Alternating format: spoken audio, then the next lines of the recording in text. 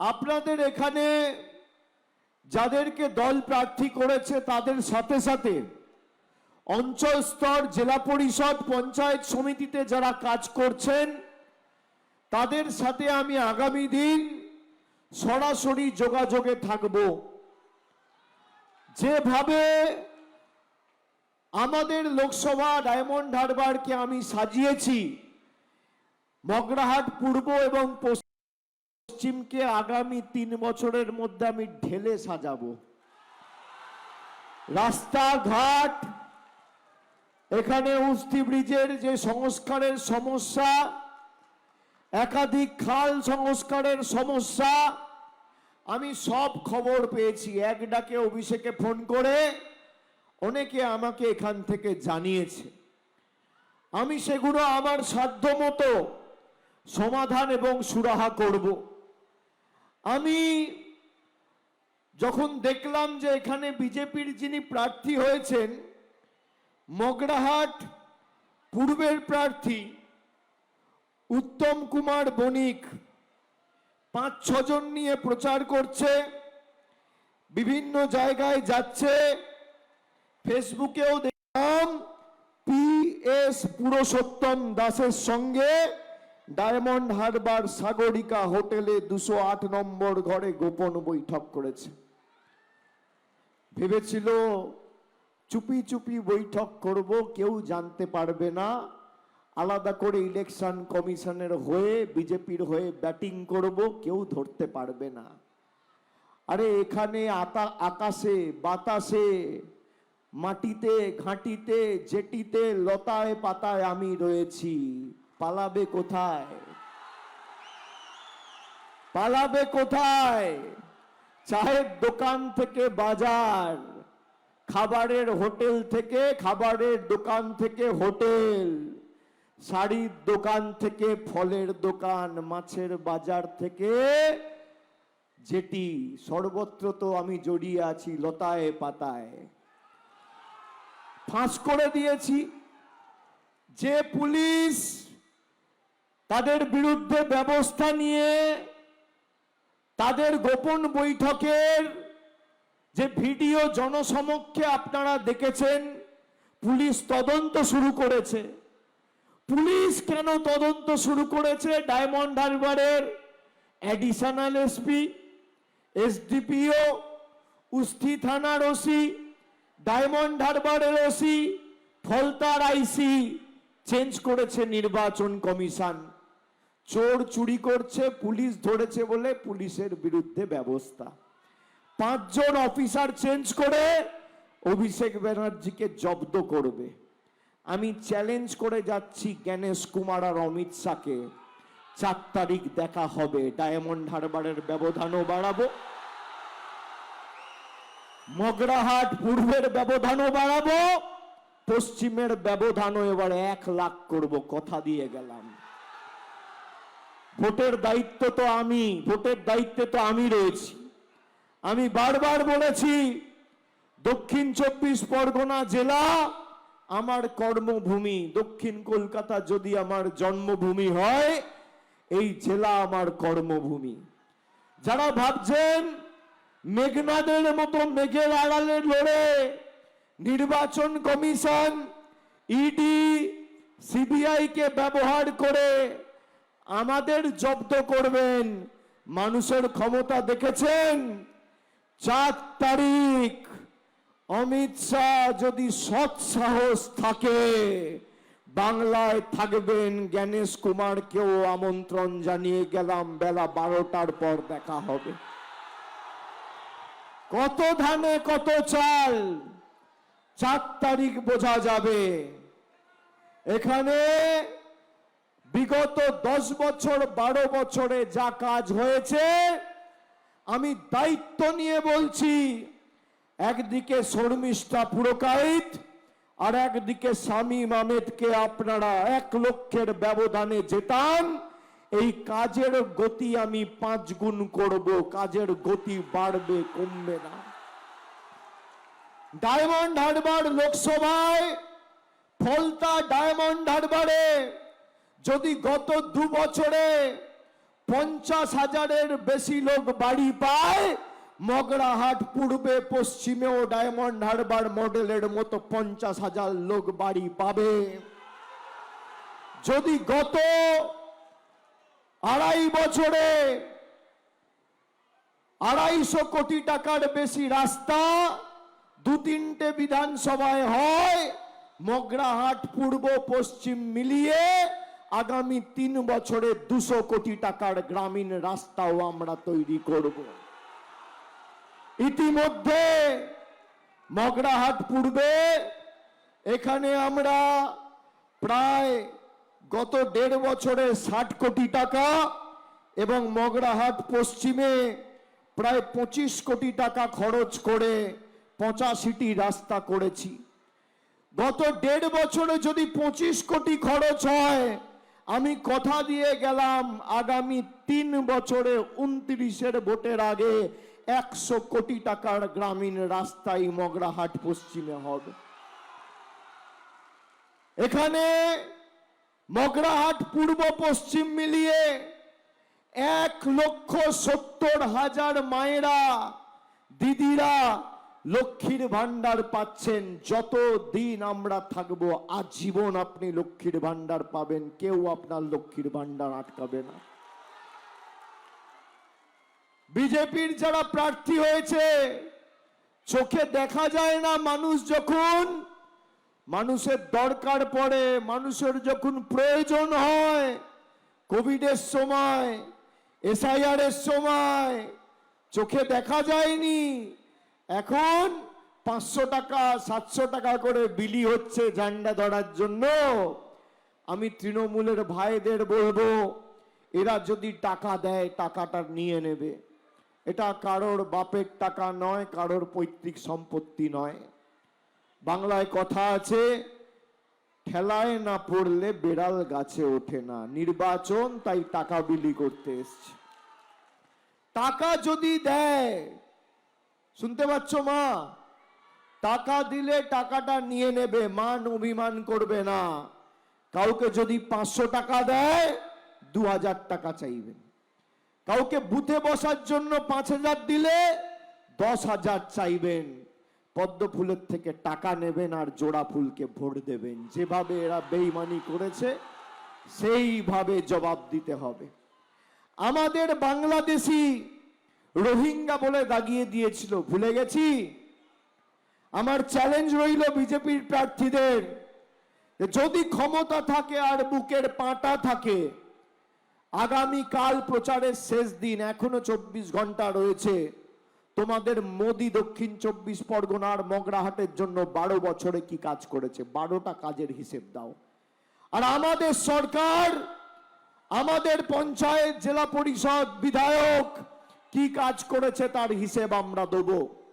একদিকে তোমরা থাকবে, একদিকে আমরা থাকবো। ভোকাটটা করে 10-0 গোল দিয়ে যদি মাঠের বাইরে না বার করতে পারি, আমার নাম অভিষেক বন্দ্যোপাধ্যায় না। আমাদের খাদ্যাভ্যাস নিয়ে যারা আমাদের ব্যঙ্গ বিদ্রুপ করেছে, আমি মগরাহাটবাসীকে জিজ্ঞেস করতে চাই, আমরা মাছ খাই মাংস খাই বলে আমাদের বাংলাদেশি বলা হয়েছে। আমরা বাংলায় কথা বলি বলে আমাদের জেলে ঢুকিয়ে দেওয়া হয়েছে। এর জবাব মগরাহাটবাসী দেবে না? হ্যাঁ কি না?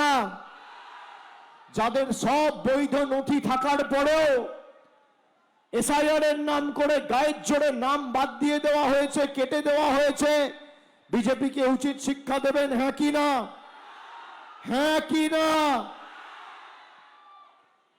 যাদের নাম ভোটার তালিকা থেকে বাদ গেছে, আমি তাদের অনুরোধ করব, তারা চিন্তিত হবেন না, আতঙ্কিত হবেন না, ভয় পাবেন না।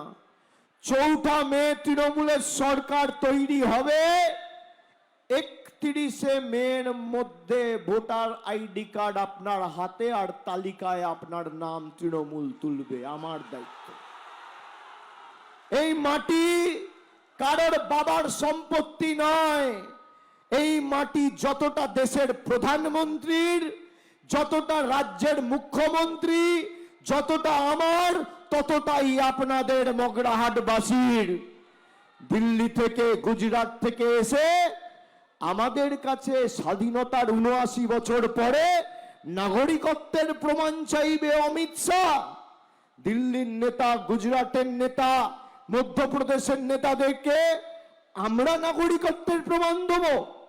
আমরা কি খাবো, কিভাবে হাঁটবো, কোথায় কার সাথে কথা বলবো, বাড়িতে কিভাবে ধর্ম পালন করব, মাথায় ঘোমটা দেবো না কি রঙের জামা পরবো, বিজেপি ঠিক করে দিচ্ছে। দাড়ি রাখবো না দাড়ি কাটবো, কোন রাস্তা দিয়ে হাঁটবো, কি রঙের জামা পরবো, বাংলার মানুষ ঠিক করবে, বিজেপি ঠিক করবে না। এই মাটি আমাদের মাটি। যারা বাঙালিকে বাংলাদেশি বলে অপমান করেছে, যারা আমাদের পাল্টাতে চায়, তারা আজকে নিজেরা পাল্টে গেছে। 2014 থেকে যারা জয় শ্রীরাম বলে আওয়াজ তুলতো, যারা মা দুর্গার বংশ পরিচয় নিয়ে প্রশ্ন তুলতো, যারা মাছ খাওয়া মাংস খাওয়া নিয়ে আমাদের ব্যঙ্গ বিদ্রুপ করত, এখন দেখছি বিজেপির প্রার্থীরা হাতে রুই, কাতলা, বোয়াল, ইলিশ নিয়ে প্রচারে বেরোচ্ছে। বাঙালিকে পাল্টাতে এসে নিজেরাই পাল্টে গেছে। আর আমি কথা দিয়ে যাচ্ছি, 4 তারিখের পর এই বিজেপির প্রার্থীদের ঘাড় ধরে নিয়ে গিয়ে মাছের বাজারে বসিয়ে মাছও কাটাবো আর মাছও বিক্রি করাবো। আমরা মাছ খাই বলে আমরা বাংলাদেশি না। 4 তারিখের পর সব হিসেব হবে। সিপিএম এর হাড়মাত গুলো জার্সি পাল্টে এখন পদ্ম ফুলের ঝান্ডা ধরেছ।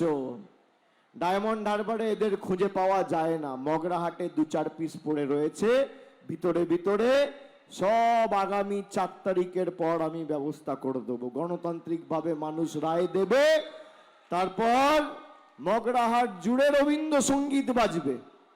রবীন্দ্রসঙ্গীতের সাথে সুর মিলিয়ে যেখানে দরকার হবে হালকা করে একটু ডিজেও বাজবে। জবাব দেওয়া হবে, সব হবে। খালি আপনাদের প্রতিজ্ঞা নিতে হবে যে আমাদের যেভাবে অপমানিত করেছে, কখনো এসআইআর এর নামে লাইন, কখনো নোটবন্দির নামে লাইন, কখনো অপরিকল্পিত লকডাউনের নামে লাইন, কখনো এলপিজি গ্যাসের নামে লাইন। দেশের প্রধানমন্ত্রী গরিব মানুষকে লাইনে দাঁড় করাতে খুব ভালোবাসেন না? মানুষ আগামী দিন জবাবটাও লাইনে দাঁড়িয়ে দেবে। প্রথম দফার ভোট শেষ, তৃণমূল সেঞ্চুরি পার করে দিয়েছে। প্রথম ভোটে এদের দফা রফা হয়ে গেছে। আর আমাদের ভোট তো শেষ দফা, দ্বিতীয় দফা। যখনই ভোট হয় দক্ষিণ 24 পরগনা এদের কফিনের উপর শেষ পেরেকটা গণতান্ত্রিক ভাবে পোঁতে। 2016তেও শেষ দফা, 14তেও শেষ দফা, 19এও শেষ দফা, 21এও শেষ দফা, 24এও শেষ দফা, 26এও শেষ দফা। যে কটা আবর্জনা ছাইপাশ এদিকে ওদিকে ছিটিয়ে পড়ে আছে, এদের ঝেঁটিয়ে বিদায় করতে হবে আগামী 29 তারিখ লাইনে দাঁড়িয়ে ভোট দিয়ে। কষ্ট হলেও, গরম বেশি পড়লেও, অনেকে ভাবছেন আমার একটা ভোটের দাম কি? আরে জোড়া ফুলের বোতামটা এখানে টিপবেন আর ভূমিকম্পটা গুজরাট আর দিল্লিতে হবে। একমাত্র তৃণমূল যে এদের বিরুদ্ধে বুক চিতিয়ে লড়াই করছে। আমাকে কত এরা আঘাত দেওয়ার চেষ্টা করেছে, আমার লড়াই তো আপনারা দেখেছেন। আমার পরিবারের, আমার মা বাবা, আমার 5 বছরের ছেলে, 10 বছরের কন্যা, স্ত্রী, কাউকে ছাড়েনি। মাথা নত করিনি।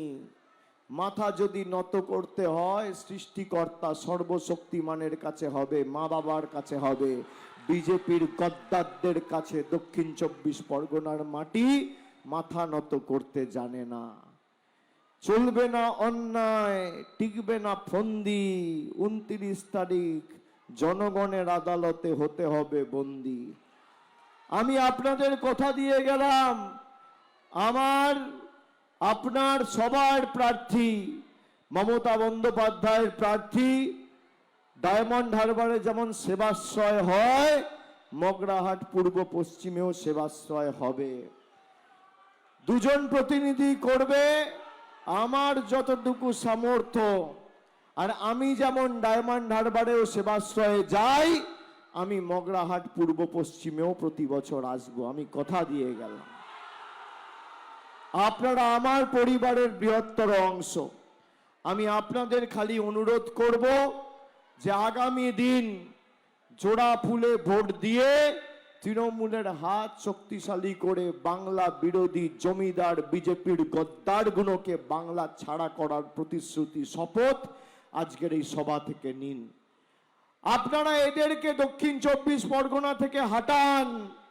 বাকি এমনিতেও নেই, একটা সিটে আমরা পরাজিত হয়েছিলাম ভাঙড়ে। কালকে আমি ভাঙড়ে গেছি, মাঠে যা লোক ছিল, যদি 29 তারিখ দাঁড়িয়ে ভোট দেয়, নওশাদ সিদ্দিকী আর বিজেপির জামানত বাজেয়াপ্ত হয়ে যাবে।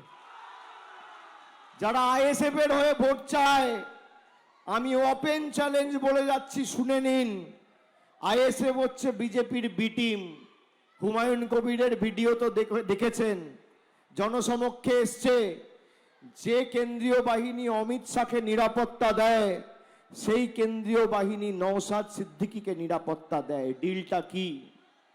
সিপিএম এর সাথে আইএসএফ এর জোট হয়েছে। সিপিএম যেখানে প্রার্থী দিয়েছে, আইএসএফ সেখানে দেয়নি। আইএসএফ যেখানে প্রার্থী দিয়েছে, সিপিএম সেখানে দেয়নি। একমাত্র নন্দীগ্রাম সিপিএম প্রার্থী দিয়েছে, আবার আইএসএফও প্রার্থী দিয়েছে। নওশাদ সিদ্দিকীকে জিজ্ঞেস করুন ডিলটা কি? এদেরকে ভোট দেওয়া মানে সরাসরি বিজেপি আর মোদীকে ভোট দেওয়া, আর তৃণমূলকে ভোট দেওয়া মানে এদের গালে কষিয়ে দুটো করে গণতান্ত্রিক ভাবে থাপ্পড় মারা। আগামী 29 তারিখ আসছে দিন, বিজেপিকে বিদায় দিন, জমিদারদের শিক্ষা দিন, বহিরাগতদের তাড়িয়ে দিন, তৃণমূলকে জিতিয়ে দিন। আমার বাঁ দিকে শামীম রয়েছে আর ডান দিকে শর্মিষ্ঠা রয়েছে। দুজনকে জোড়া ফুলে ভোট দিন। এই এলাকার সার্বিক উন্নয়নের দায়িত্ব আমার। আমি সকলকে আমার ধন্যবাদ, কৃতজ্ঞতা, প্রণাম, সালাম, শুভেচ্ছা জানিয়ে আমার বক্তব্য শেষ করছি। জয় হিন্দ, বন্দে মাতরম, জয় বাংলা। আর আমি খুব শীঘ্রই আবার আসব মগরাহাটের মাটিতে। 4 তারিখ সব সবুজ আবির নিয়ে প্রস্তুত থাকো। জয় বাংলা, জয় বাংলা, জয় বাংলা, জয় বাংলা। এবিপি আনন্দ, এগিয়ে থাকে, এগিয়ে রাখে।